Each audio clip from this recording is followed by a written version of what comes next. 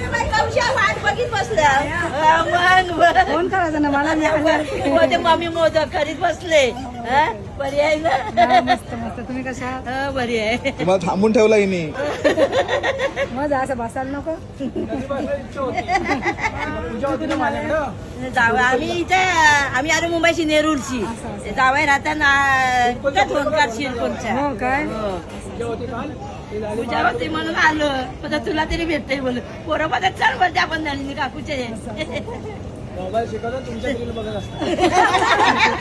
एक गेला तो जेवण आवडलं का विचार मम्मी हे बघ